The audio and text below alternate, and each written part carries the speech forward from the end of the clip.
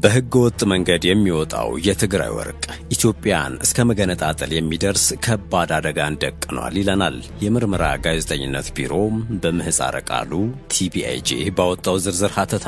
በዚህ ሀገርን በሚበታትን ከባድ አደጋ ውስጥ ደግሞ ቻይና እጇን እንዳስገባች ምዕራባውያኑም እየተሳተፉበት እንደሆነ ሀተታው ይገልጻል። በዓለም ላይ የወርቅ ዋጋ በፍጥነት መምዘግዘጉ ትግራይ ላይ አይናቸውን እንዲጥሉ ያደረጋቸው የቻይናና የምዕራባውያን ኩባንያዎች በእርስ በርስ ጦርነት የተመሰቃቀለውን ክልል ለመበዝበዝ ውስጡን እየሰሩ ነው እንደ TBIJ ዝርዝር ሀተታ።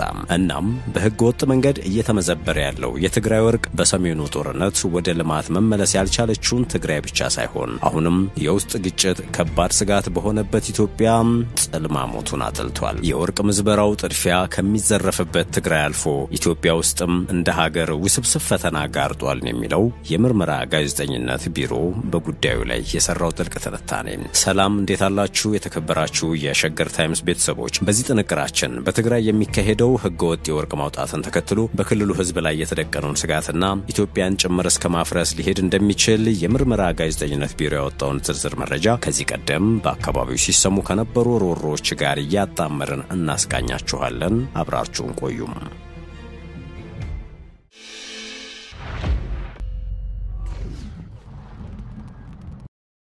ከሁለት ዓመቱ ደም አፋሳሽ ጦርነት ማብቃት በኋላ በትግራይ ክልል ህገወጥ የማዕድን ማውጣት ተግባር በስፋት እየተካሄደ ስለመሆኑ በተደጋጋሚ ተነግሯል። ይህ የክልሉ ባለስልጣናት ጭምር ያመኑት ህገወጥ የማዕድን ማውጣት ሂደት በትግራይ ኃይሎች ውስጥ የሚገኙ ግለሰቦች፣ የጸጥታ ኃላፊዎች እንዲሁም በክልሉ አስተዳደር ውስጥ ያሉ ከፍተኛ ባለስልጣናት እጃቸው እንዳለበት ነዋሪዎችና በተለያዩ ደረጃ የሚገኙ ባለስልጣናት ይናገራሉ። እንደ ምርመራ ጋዜጠኝነት ቢሮ ወይንም TBIJ ዝርዝር ሀተታ በትግራይ ክልል የእርስ በርስ ጦርነት ካበቃ በኋላ ህገወጥ የወርቅ ማዕድን የማውጣት ሂደቱ እንደ ወረርሽኝ ተባስቷል። የምርመራ ዘገባው ጠላቢስ በማለት የሚገልጻቸው የውጭ ባለሀብቶች በአካባቢው ካሉ የጦር መኮንኖች ጋር በመቀናጀት አካባቢውን መመዝበር ከጀመሩ ሰነባብተዋል። ይህ ከቁጥጥር ውጭ የሆነ ህገወጥ የማዕድን ቁፋሮ መሬቱን እያወደመ ከብቶችን እየገደለና የአካባቢውን ሰዎች እየመዘበረ ቀጥሏል። የምርመራ ጋዜጠኝነት ቢሮ ወይም TBIJ ጋዜጠኞች ለስራ በሚንቀሳቀሱበት ወቅት ያጋጠማቸውን እንዲህ ይገልጻሉ።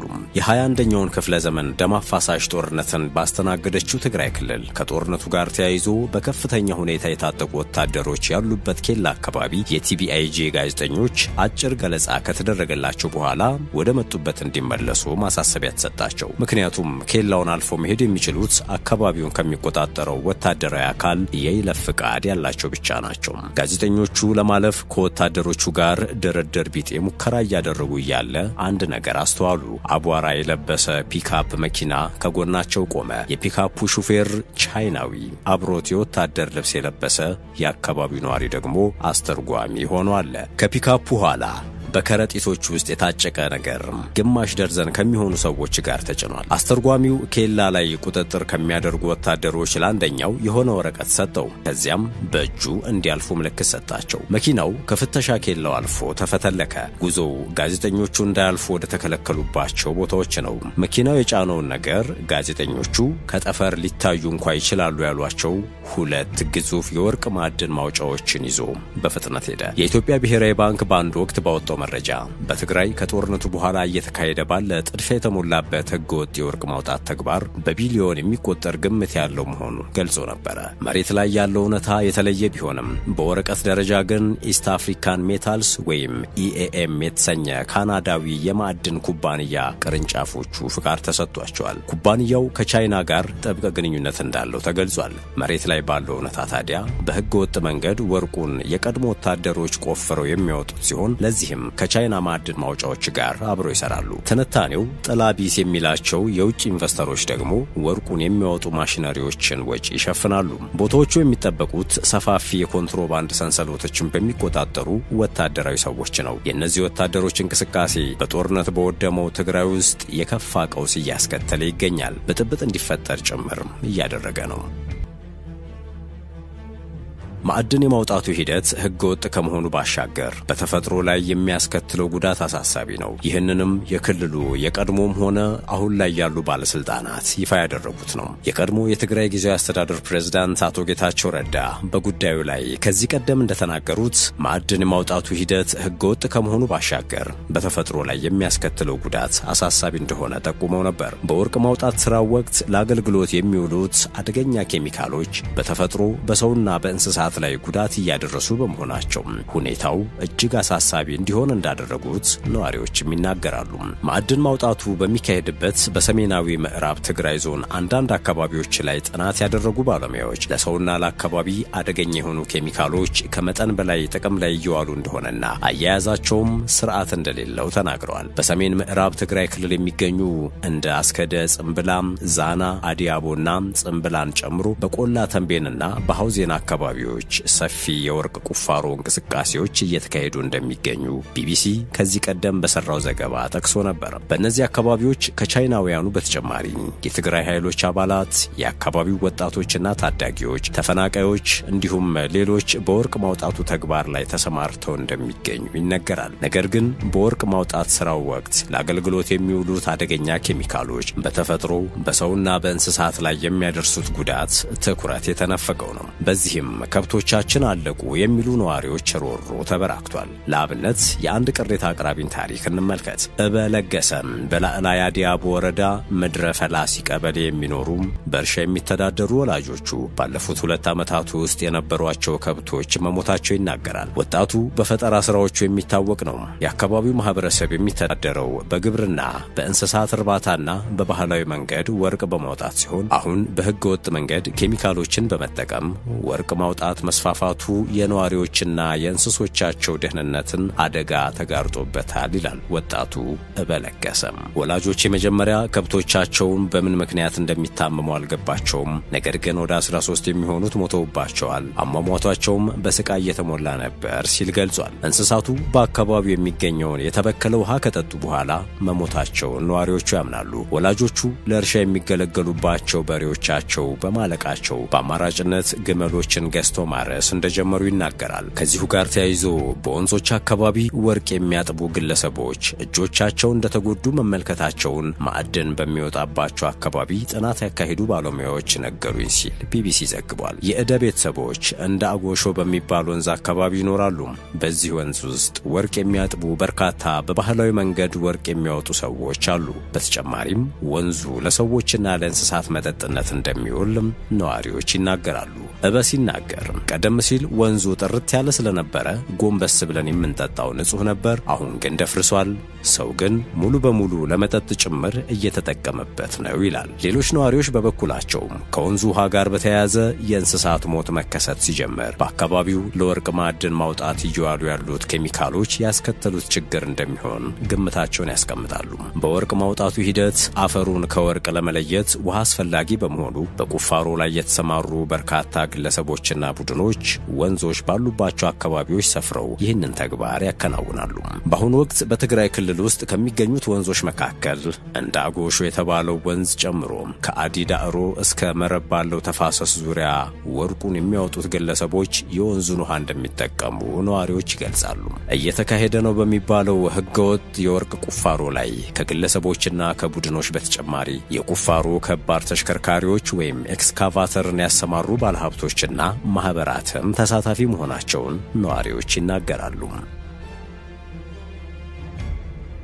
የዛሬ 11 ወር ገደማ በኬሚካል ኢንጂነሪንግ በኬሚስትሪና በሌሎችም ዘርፎች የሰለጠኑ ባለሙያዎችን ያካተተ ቡድን የወርቅ ቁፋሮ በሚካሄድባቸው የሰሜን ምዕራብ የትግራይ አካባቢዎች የቅድመ ዳሰሳ ቅኝት አድርጎ ነበር። በዚህም ቀደም ሲል በትግራይ ሰሜን ምዕራብና መካከለኛ ዞኖች ውስጥ በዝቅተኛ ደረጃ በባህላዊ መንገድ ይካሄድ የነበረው የወርቅ ማውጣት ስራ አሁን በመካከለኛና በከፍተኛ ደረጃ ወደሚካሄድበት ደረጃ ከፍ ማለቱ ተጠቅሷል። በባህላዊ ዘዴ ወርቅ በማውጣት የሚተዳደሩ ሰዎች በወንዞች አካባቢ ሰፍረው አፈሩን በወንዝ ውሃ በማጠብ ነበር ወርቁን የሚለዩት። ይህም ከ98 በመቶ በላይ ድርሻ ይይዝ እንደነበር ይነገራል። ከጊዜ በኋላ ግን መልኩን ቀይሮ የወርቅ ቁፋሮው በከፍተኛ ደረጃ እየተካሄደ እንደሆነ የምርምር ቡድኑ መሪና በአክሱም ዩኒቨርሲቲ ከፍተኛ ተመራማሪ የሆኑት ዶክተር ዮናስ ወልደማርያም ተናግረዋል። በከባድ ማሽኖች የታገዘ ወርቅ ማውጣት ስራ እየተካሄደ ነው። ይህም ትላልቅ ተራራዎችን በመቆፈር የሚከናወነው ወርቅ አነፍናፊ በሚባሉ ማሽኖችና በኤክስካቫተር በመታገዝ ነው ወርቅ ማውጣቱ እየተካሄደ ያለው ሲሉ ያብራራሉ። የቅድመ ዳሰሳ ቅኝቱ በሰሜን ምዕራብ ዞን በሰየምቲ አዲአቦ ወረዳ ውስጥ በሚገኙ የተለያዩ የወርቅ ቁፋሮ የሚካሄድባቸው ቦታዎችን የሚሸፍን ነው። በታህታይ አዲአቦ፣ አስገደ፣ ጸብላል እንዲሁም ወርኢ የሚካሄዱ ሰፋፊ የወርቅ ማውጣት እንቅስቃሴዎች ተጠቃሽ ናቸው። በአጠቃላይ የማዕድን ማውጣት ሂደት ከተለመደው ባህላዊ አሰራር ወደ መካከለኛና ከፍተኛ ደረጃ ሲሸጋገር ኬሚካሎችን መጠቀሙ የማይቀር ነው። በአካባቢው መርዛማ ኬሚካሎች እንደ ጥቅም ላይ እየዋሉ ነው። አንዳንዶቹ ሜርኩሪ፣ ሌሎች ደግሞ ሳይናይድ እየተጠቀሙ ናቸው በማለት አደገኛ ኬሚካሎች ጥቅም ላይ መዋላቸውን ማረጋገጥ እንደተቻለ ተመራማሪው ያስረዳሉ። የእነዚህ በወርቅ ማዕድን ማጣራቱ ሂደት ላይ ጥቅም ላይ እየዋሉ መሆናቸው የሚነገርላቸው አደገኛ ኬሚካሎች ምን ያህል ለአገልግሎት መዋላቸውንና እያደረሱት ያለውን ጉዳት ለማወቅ ተጨማሪ ጥናት እንደሚፈልግ ባለሙያዎች ይናገራሉ።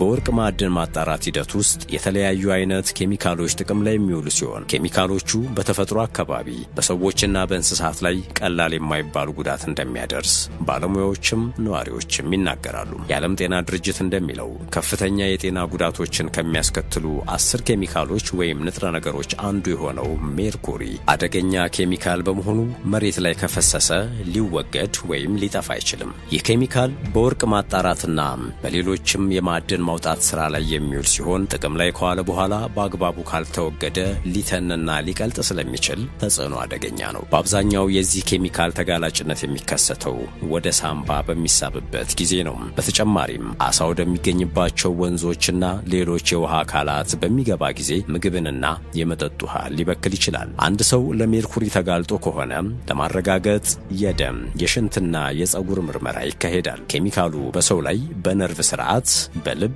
በአንጎል፣ በኩላሊትና በሌሎችም የአካል ክፍሎች ላይ ጉዳትን በማስከተል የተለያዩ የጤና መቃወሶችን እንደሚያስከትል የዓለም ጤና ድርጅት መረጃ ያመለክታል። ሴቶችና ህፃናት በማዕድን ቁፋሮ ስለሚሰማሩ ለኬሚካሉ የበለጠ ተጋላጭ መሆናቸውን የዓለም ስራ ድርጅት ይገልጻል። ሜርኩሪ በተለይ በነፍሰ ጡር ሴቶች ላይ ተደራራቢ ተጽዕኖም አለው። ኬሚካሉ በእናት ጤና ላይ ከሚያስከትለው ጉዳት ባሻገር በጽንስ ጤናማ የአእምሮ እድገት ላይም ዘላቂ እክል ሊያስከትል ይችላል። በህፃናት ላይ ደግሞ የአካልና የአእምሮ እድገታቸው፣ የትኩረት አቅማቸው፣ የቋንቋና የማየት ችሎታቸው እንዲሁም የመገንዘብ አቅማቸው እንዲዳከም ያደርጋል። ተመራማሪው ዶክተር ዮናስ ወልደማርያም እንደሚሉት አሁን በወርቅ ማዕድን አውጪዎች ጥቅም ላይ እየዋለ ስላለው ሜርኩሪ ህብረተሰቡ የሚያውቀው ነገር የለም። ኬሚካሉ ከሚያስከትለው ከባድ ጉዳት አንጻር ስላጠቃቀሙና ሊወሰዱ ስለሚገቡ ጥንቃቄዎች መመሪያ መቀመጥ እንዳለበት ያሳስባሉ። አሁን ያለው ሁኔታ ተጠቅሞ መጣል ነው። ያጠቃቀም ቁጥጥርና ደንብ የለም። ኬሚካሎቹ ወርቅ ማግኘት በሚያስችል መንገድ ጥቅም ላይ እየዋሉ ስለሆነ መጠኑ አደገኛ በሚባል ደረጃ ላይ ደርሷል ይላሉ። አክለውም ኬሚካሎቹ ወደ መተንፈሻ አካላት ከገቡ ገዳይ መሆናቸውንና ወደ አፈርና ወደ ውሃ አካላት ውስጥ ከገቡም ከአዝርቶችና ከአሳ ጋር ተቀላቅለው በምግብ መልክ ወደ ሰው አካል ሊገቡና ጉዳት ሊያደርሱ እንደሚችሉ ይናገራሉ። ሌላኛው ሳይናይድ ነው። ሳይናይድ በወርቅ ማውጣት ስራ ላይ በብዛት ጥቅም ላይ የሚውል ኬሚካል ሲሆን ያለ አግባብ ጥቅም ላይ ሲውል በሰውና በአካባቢ ጤና ላይ ጎጂ ተጽዕኖ ይኖረዋል። የማዕድን ማውጣት ሰራተኞች የዚህ ኬሚካል ቀጥተኛ ተጽዕኖ ሰለባዎች ሲሆኑ ኬሚካሉ የውሃና የእርሻ አካባቢዎችን የመበከል አቅሙ ከፍተኛ ነው። ሳይናይድ በመተንፈሻ አካል በኩል በኬሚካሉ በተበከሉ ምግቦችና ውሃ አማካኝነት ከውሃ ጋር በሚኖር ንክኪ ለምሳሌ ለሳይናይድ በተጋለጠ መሬት ላይ በባዶ እግር መራመድ በመሳሰሉት አጋጣሚዎች ጉዳት ያደርሳል። የዓለም ጤና ድርጅት ኬሚካሉ ከባድ የራስ ምታት ወይም ኤፒሌፕሲ፣ ስትሮክ፣ የነርቭ ህመም፣ የልብና የአእምሮም የአጥንት ችግር እንዲሁም የመተንፈስ ችግሮችን ሲከፋ ደግሞ ወደ ሞት ሊያደርስ እንደሚችል ያስገነዝባል። በትግራይ እየተካሄደ ባለው ህገወጥ የወርቅ ቁፋሮ ጥቅም ላይ በሚውሉት ኬሚካሎች ምክንያት ምልክቶችን የሚያሳዩ ሰዎች እንዳጋጠማቸው ዶክተር ዮናስ ይናገራሉ። ገዳይ ከሚባሉና ተጽዕኗቸው ከትውልድ ወደ ትውልድ ከሚተላለፍ ኬሚካሎች መካከል አንዱ ሳይናይድ ነው ይላሉ። በከፍተኛ መጠን ማዕድን ማዕድን የሚያወጡት አካላት እነዚህን ኬሚካሎች ተጠቅመው የሚወገደውን ፈሳሽ ወደ ሌሎች ተፋሰሶች ይቀላቅሉታል። ኬሚካሎቹ ወደ ወንዙ ሲገቡ በባህላዊ መንገድ ወርቅ የሚያወጡት ላይ ጉዳት ያደርሳል በማለት ጉዳቱ ሰፊ አካባቢን እንደሚሸፍን ገልጸዋል። በማዕድን ማውጣት ሂደት ጥቅም ላይ የሚውሉ አደገኛ ኬሚካሎች የሚያደርሱትን ጉዳት ለመቀነስ ሀገራት ለሰዎች ለእንስሳትና ለአካባቢ ደህንነት ጎጂ የሆኑ ኬሚካሎች ጥቅም ላይ እንዳይውሉ ከማገድ በተጨማሪ ዓለም አቀፍ ስምምነትን ፈርመዋል። ኢትዮጵያም በአውሮፓውያኑ 2013 የሚናማታ ስምምነት የተባለውን ስምምነት ከፈረሙ ሀገራት መካከል አንዷ ናት። ይህ ስምምነት ሜርኩሪና ሳይናይድ በማንኛውም የማዕድን መውጣት ስራ ላይ ጥቅም ላይ እንዳይውል የሚያግድ ነው። በትግራይ እየሆነ ያለው ግን ከዚህ በተቃራኒ ነው። የትግራይ የማዕድን ሀብት ጸጋ መሆኑ ቀርቶ ህገወጥ በሆነ መንገድ የሚመዘበር ሀብት የሚባክንበት በአጠቃላይ በትግራይ የሚደረግ የማዕድን ማውጣትና ዝውውር ስራ ከህግና ስርዓት ወጥቶ ወደ ከፋ ሁኔታ መግባቱን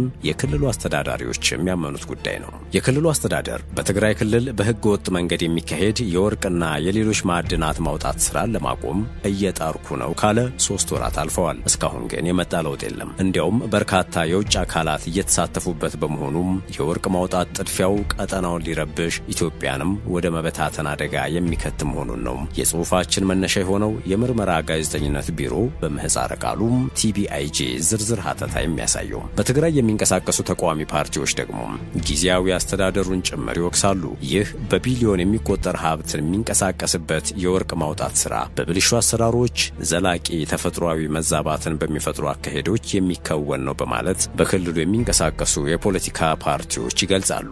በዚሁ ስራም የትግራይ ፖለቲካዊና ወታደራዊ መሪዎች እጅ እንዳሉበትም ነው የሚያነሱት። የጀርመን ድምጽ ራዲዮ ባሳለፍነው ዓመት ነሐሴ ወር ላይ በነበረው ዘገባ የክልሉ አስተዳደር ጥቂቶች ብቻ የሚበለጽጉበት በርካቶች በብክለት የሚጎዱበት በተባለው ዘርፍ ላይ ህግ ለማስከበር እርምጃዎች እየወሰደ መሆኑን ገልጾ በተለይም ከቅርብ ጊዜ ወዲህ በዚሁ የወርቅ ቁፋሮ የነበሩ ማሽነሪዎች መያዙን አስታውቋል ብሎ ነበር።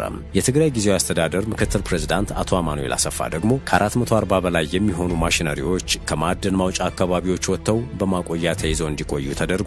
ይህ እንቅስቃሴ ህዝቡም ተስፋ ጥሎበታል ማለታቸውን በወቅቱ ዘገባው አስነብቦ ነበር። ዛሬም ግን የትግራይ ወርቅ በህገ ወጥ መልኩ እየተመዘበረ የክልሉ ነዋሪም እያለቀሰ ቀጥሏል።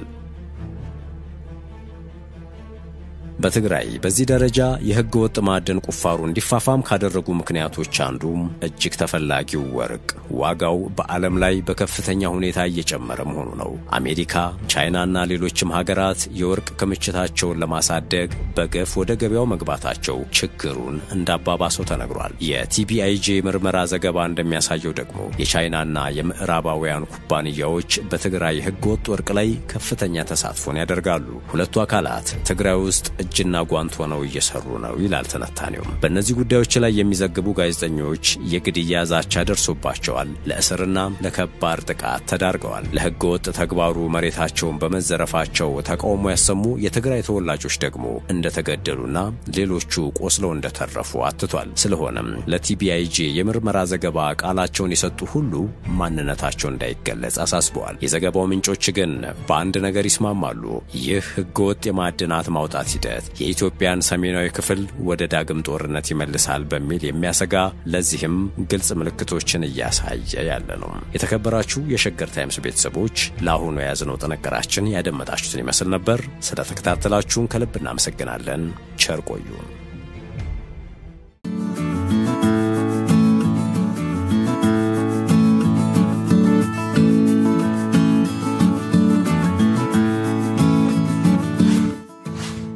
ሸገር ታይምስ ሚዲያን ሰብስክራይብ በማድረግና ደወሉን በመጫን ይከተሉን።